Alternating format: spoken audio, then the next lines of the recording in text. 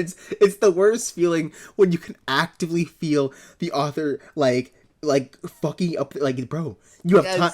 And you're reading it week to week, and you're like, dude, you got time. Yo, you have time, please. And then it's getting closer. It's like, no, please, there's still time. And then it's too close. And you're like, no, it's over. We've lost. We've lost again. It's dead. It's dead. It's gone. It's gone. It's dead. It's the worst. It's so bad. You're just standing over it, giving it CPR. Let it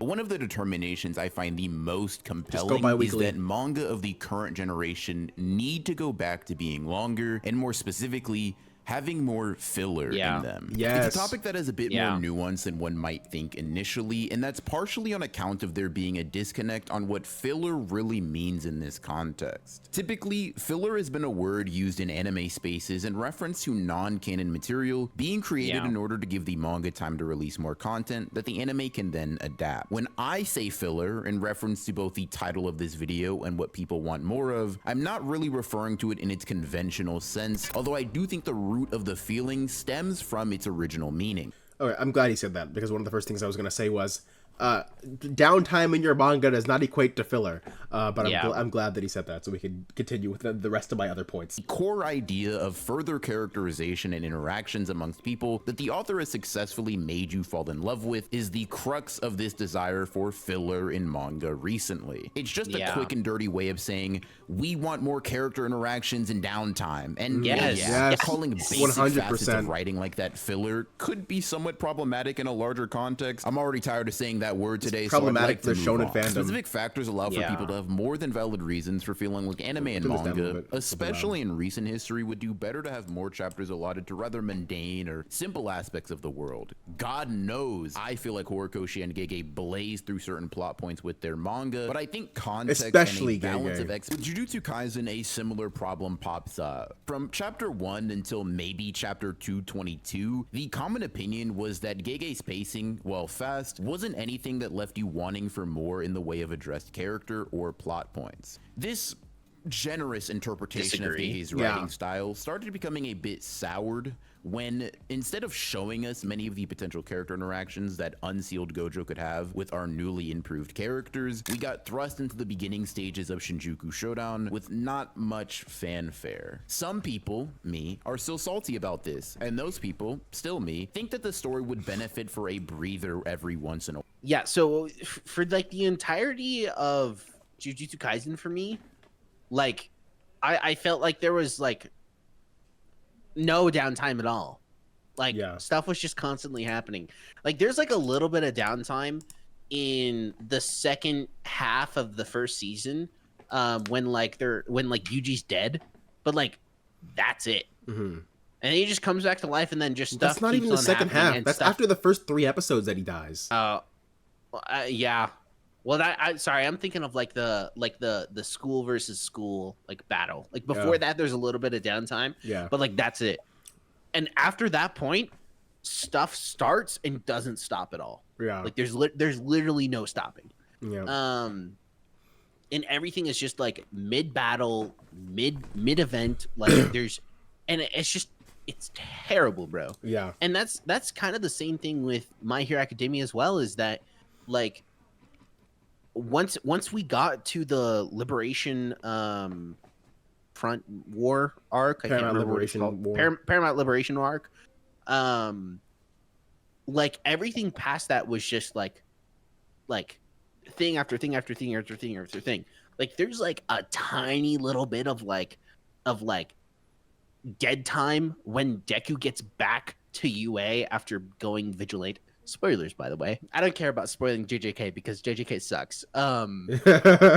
Anyway, like there's like a little bit of downtime, but like that's it. And I understand like why there isn't any downtime, because like All For One is like recovering, Shigaraki's recovering, and it's gonna happen really quick, and so they need to have a plan. And it's like, yeah, but you could have made it like you could have made that recovery period longer. And the problem is that like there was a lot of things wrong with the fact that of just how much time like, and this is more of an anime problem than the manga problem, but that Dragon Ball took in between everything happening, that I think these new wave of shonen writers tried to address by just making everything quick paced and like happening whatever. Yeah. But the thing that is most important about storytelling is I don't get attached to their characters during the fight scenes. Yes. The downtime is when I get attached to the characters, when I learn who they are, and then when their character gets tested in the fight, that's why I care about the fight. Versely. But moments like this, where in the midst of a battle a character is reflecting on their choices in the current events without it directly relating to strategy, are just as valid ways of fleshing out the narrative and characters, and I'd even say they're necessary to telling a good story. Many of these emotions can be implied or demonstrated throughout the course of the fight, and I welcome those implications, but there are times when you just get characters comment or introspect in a very overt way. This doesn't mean that the prose have to be hand-holdy, it just means that I want to know what a character is thinking, feeling, or wanting to do at any particular moment in the story. So from this perspective, I understand people's desire for filler. Addressing rather important lore, character, or story important points is kinda something you should just do, and allowing the audience to understand the headspace of a character when the narrative isn't at direct odds with it is important. Now I want to make clear, So a story, I think, a recent manga, I think that actually does this incredibly well, that hops from like plot point to plot point to plot point really fast, but still feels like there's filler, is Dr. Stone. Interesting. Dude, Dr. Stone, because the characters are so well written, and the characters themselves are placed into the actual like events. It doesn't just feel like, oh, the characters are in battle mode and now like their entire personality's gone. No, like their essence and who they are as a person is still placed into this tense scene, into this conflict that's going on actively. And so, dude, I just realized Dr. Stone actually does this great. Interesting. Like, and I love Dr. Stone so much. Dr. Stone is so funny. I love the cast of characters in Dr. Stone. To this day, I still haven't read or watched it. My one problem with Dr. Stone as a whole is just that Dr. Stone is just like, all right, we got to make this thing now. Time to go make this thing.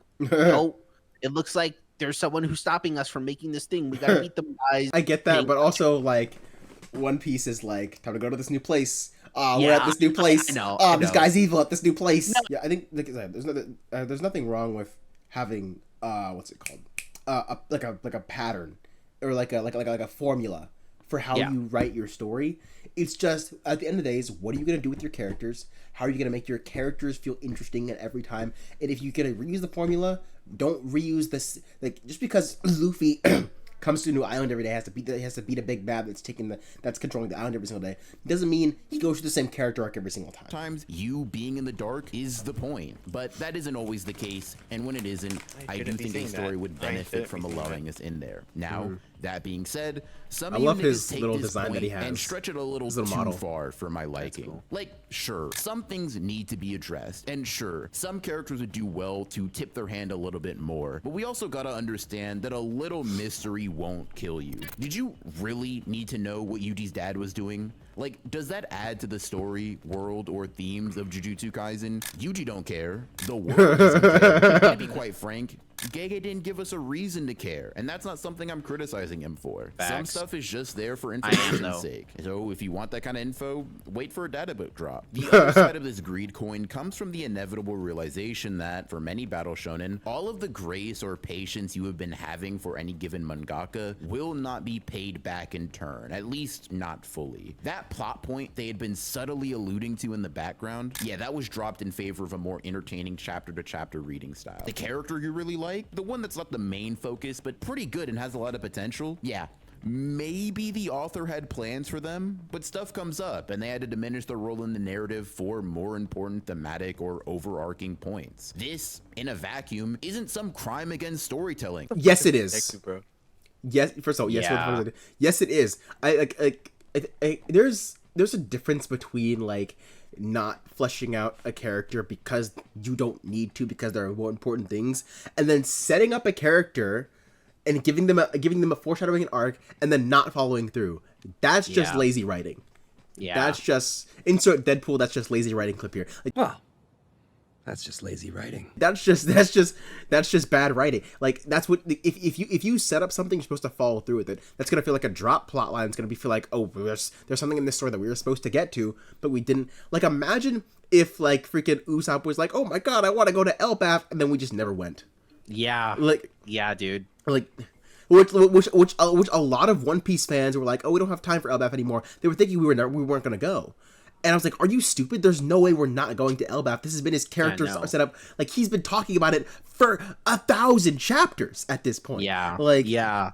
Times the shit just happens. It's just part of the nature of a weekly release series. The problem is, from the fans' perspective, their time and investment was wasted. And that blows what would normally be a small level of disappointment way out of proportion to a genuine thought that the author is some bumbling idiot with amnesia. This sort of weekly expectation buildup is why you see a lot of theory crafters be upset with endings a little bit more than people that are reading it on a surface level or not bothering to speculate on what will happen in the future. Now, I want to shoot all the theory crafters here some bail. It's understandable where your frustration comes from. God knows I feel it sometimes too, but that doesn't mean it's always justified in the doses that it can come in. Sometimes we doing a little too much. Sometimes the reaction is just a little overblown, and that's okay.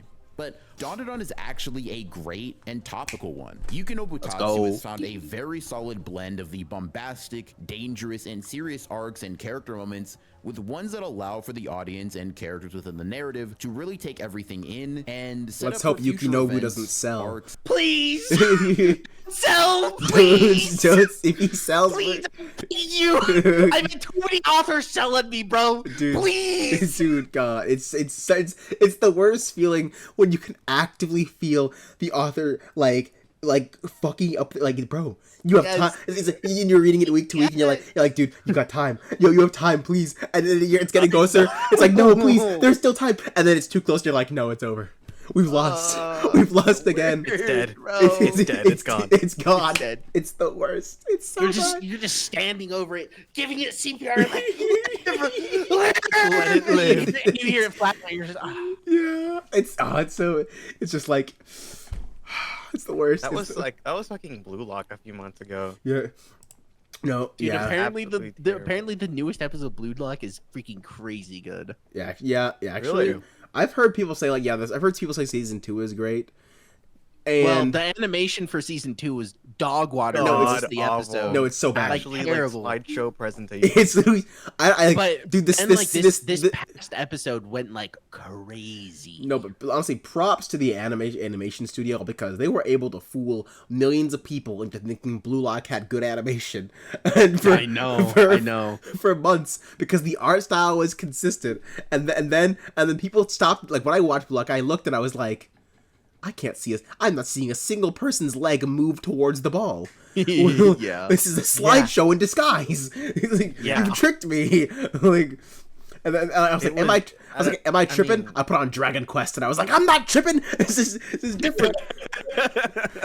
Be rather simple and won't work or be optimal for every story, but the formula is quite basic. Big climactic arc, followed by a mini arc or small subset of chapters where everyone reconvenes, eats food, goes to school or whatever else, and then we repeat the cycle all over again. After the Turbo Granny arc, which introduced Okarun and Momo, as well as the world of aliens and ghosts at large, we get like 4.5 chapters before the next major battle or story reveal is put in motion. And those chapters aren't meaningless just because they aren't super plot driven. It's also time for setup. That's the perfect time for you to set up, like to slightly in the background, set up new shit, set up new character motivations, introduce new things for your story. Like, bro, like dude, the entire Yonko saga of One Piece was set up in the party after Fishman Island. Like, it's a freaking party, yada yada yada. They're having a good time. They find out, oh, Fishman Island was once Big Mom's territory. Oh, who's calling? Big Mom? Who picks up the phone? Like, it's like, and that wasn't still. It's like they were chilling still. basically. Like, nothing crazy was going on. It was just character moments. Our two protagonists is important, in part for the romantic aspect of the story, but also because it's useful to further endearing us to them. Like I said, this isn't possible or optimal for every manga under the sun, but it does work really well for Dandadan. Frieren is another story that fits the bill of letting the journey really play out on full display Frieren's instead so of great. focusing on spectacle, flash, or brevity. Now, in Frieren's case, it's kinda cheating, considering that that's the entire point of the story, but people loved that anime as it was coming out, and I think the exploratory nature of its characters is a big reason for that. You could even take a manga like One Piece that Talk is to more him. conventionally battle shonen, and Dude, many Frieren is people amazing. attribute You gotta their watch love for it. the Straw Hat crew to moments of downtime that Oda gives Dub's for them also to just great. be goofy pirates sailing into unknown waters and lands. Now, word on the street, or Dude, I guess Thriller Bark word is on the actually a great current arc. is that these but considering I haven't gotten there yet, it's purely conjecture on my part. If that is the case, though, that would explain some of the sourness I see for the. He's saying that like it's lessened in post time skip, and it is lessened It to a certain degree because there are a lot more. Just because there are a lot more characters, and we don't have time for Straw Hat on Straw Hat interactions anymore. But it's still like not lessened to the point where it's like, we're not seeing it at all. Like we're still seeing it. It's just not as much as it was beforehand. So yeah, but Which is like One Piece has been going on for 20 years. Like it needs to pick up the pace. yeah, Which is Oda like fine can't- by me. Oda can't like continue at the same pace he's going, because he'll never end the story. Like he already doesn't want to end the story. Like he's ending it purely because he's gonna die at one point. If he was living forever, I'm sure One Piece would never end. So yeah, let's continue. Through post time skip that doesn't really apply where I'm at in the story. In any case, it's not like Oda has to derail the narrative to give us these moments. I also want to clarify, just because something isn't absolutely necessary to telling the story and covering plot points doesn't mean that I just started using the. I don't care! Oh my god, I don't care!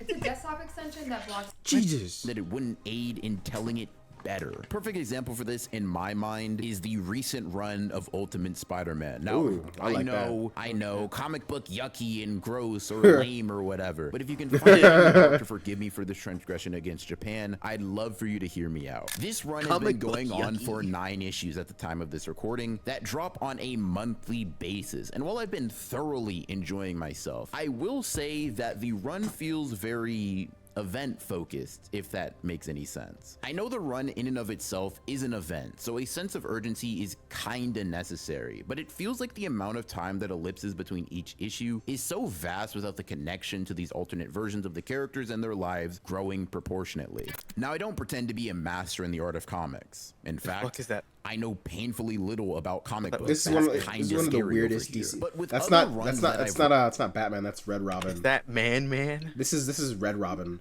So this is like, so you know how like Dick Grayson grows up and becomes Tim Drake? It becomes Nightwing. Tim Drake goes up and becomes Red Robin. What the fuck? Interesting. Yeah, so that's the thing. Painfully little about comic books. It's kinda scary over here. But with other runs that I've read, like All-Star Superman, Currently reading? day-to-day feel that seems somewhat lost here. In this instance, no plot point has really been dropped per se, but a wall of separation seems to exist for me and the ultimate versions of these characters in Spider-Man's world that I think could be bridged with more quality time dedicated to the little things. Peter and MJ's family, small busts as Spider-Man, and introspection on how being a superhero for like 6 months has impacted him. Now, to the credit of Jonathan Hickman, the writer for this series, I actually think he's Hello, accomplished MJ? this Hold on. extremely well. I might need to read that comic book. Wait a minute.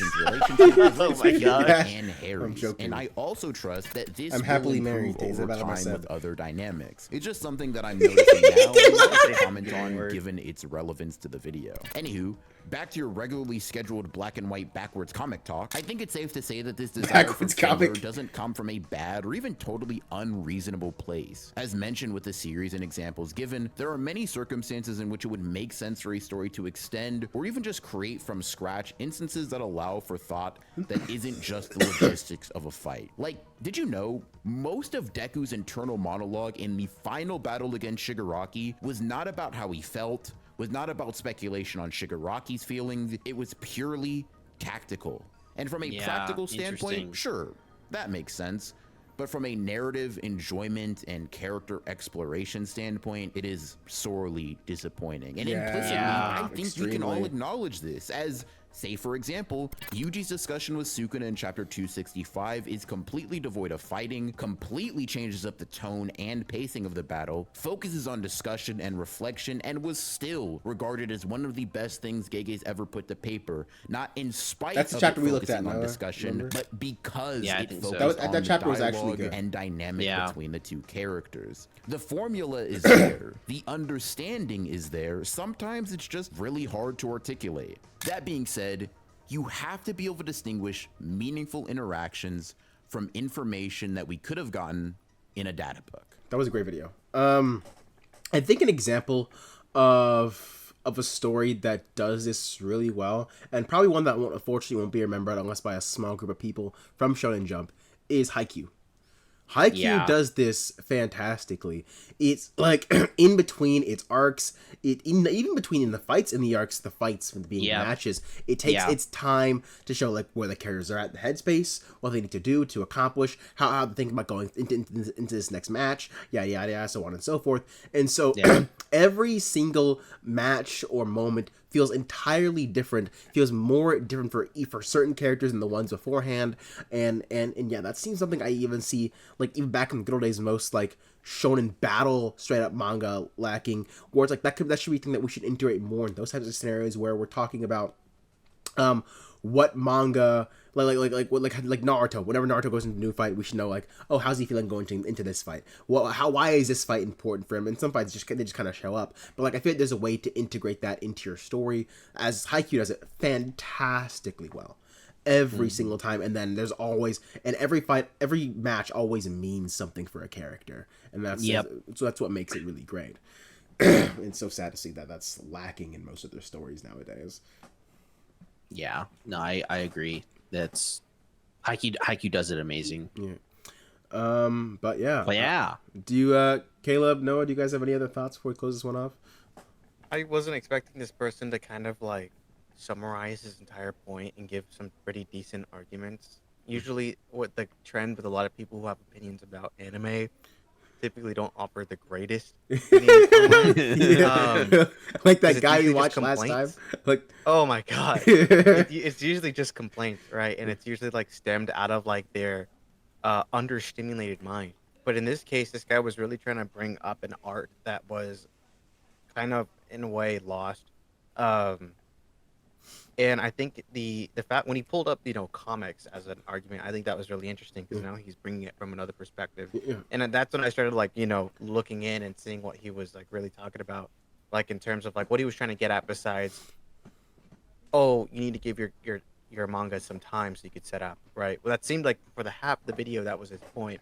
But then he started bringing out the importance of how he got even deeper into it and explaining how you don't even have to do it in an exact way that he wants you to. It's just as long as you carry on, as long as you do something in the filler that it can aid the story, which is one of his points. And he used the anime, what was it called, Freerun Yeah. or whatever, and he used that as a point, which I'd never seen it, so I didn't know. But I think it's fair to assume that it did well in the sense that it's an extremely popular anime that dude, which I haven't seen any prowess. Freerun's the #1 rated on Mal right now. Yes, it It actually. that's surpassed crazy. Full Metal Alchemist Dang, Brotherhood. for Mab fans, your toxicity is lacking, bro. Oh god, dude. Review bomb They're it. gonna go Review bomb it crazy. right now.